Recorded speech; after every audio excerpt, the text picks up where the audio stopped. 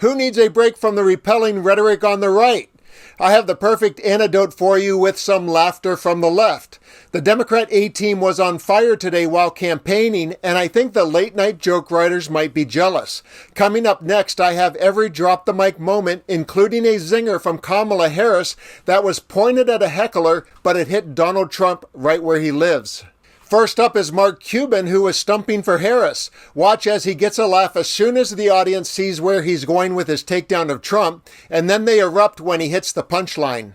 You know, in my career, I've learned a lot about business, including how tariffs work. Now, let me just ask you a question. Do you all know anybody who doesn't know how tariffs work? All right, I'll give you a hint. That other guy. Now, he has this crazy notion that putting a tariff of 60% on every single product imported from China is a good idea. Let me just tell you, this man has so little understanding of tariffs, he thinks that China pays for them. This is the same guy who also thought that Mexico would pay for the wall, so there's no Mexico.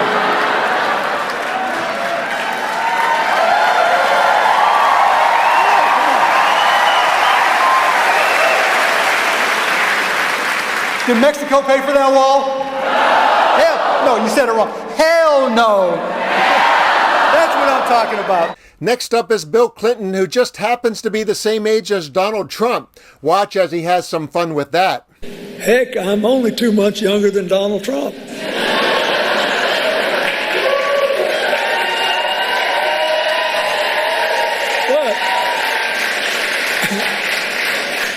Good news for you is I will not spend 30 minutes swaying back and forth to you.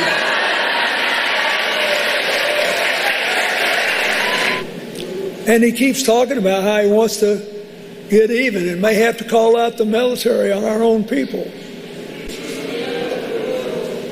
The danger within. I suppose that includes me.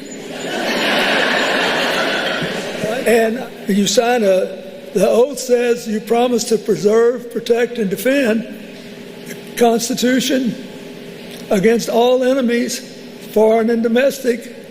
And he said, I think I'll start with domestic. But I think I'll just send him to the Colorado Supermax for the rest of his life. So I've already got a petition ready. I want him to transfer me to Guantanamo. Because when you're 78, you're a lot more worried about it being too cold than being too hot.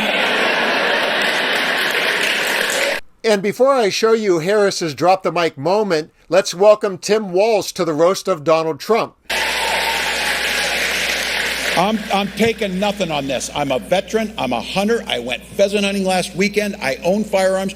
Kamala Harris owns firearms.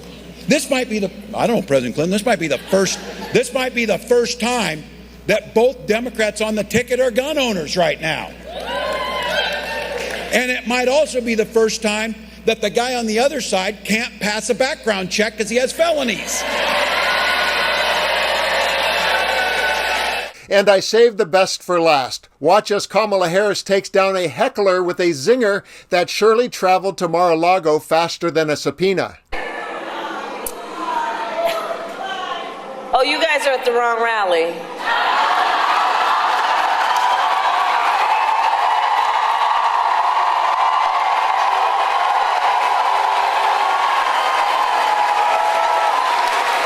No, I think you meant to go to the smaller one down the street.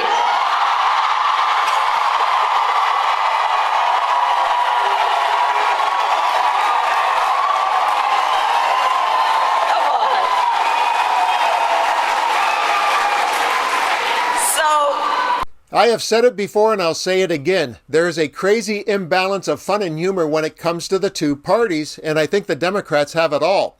I think Republicans have always been considered the stodgier of the two parties, but I think the reason is much deeper since it became the party of Donald Trump.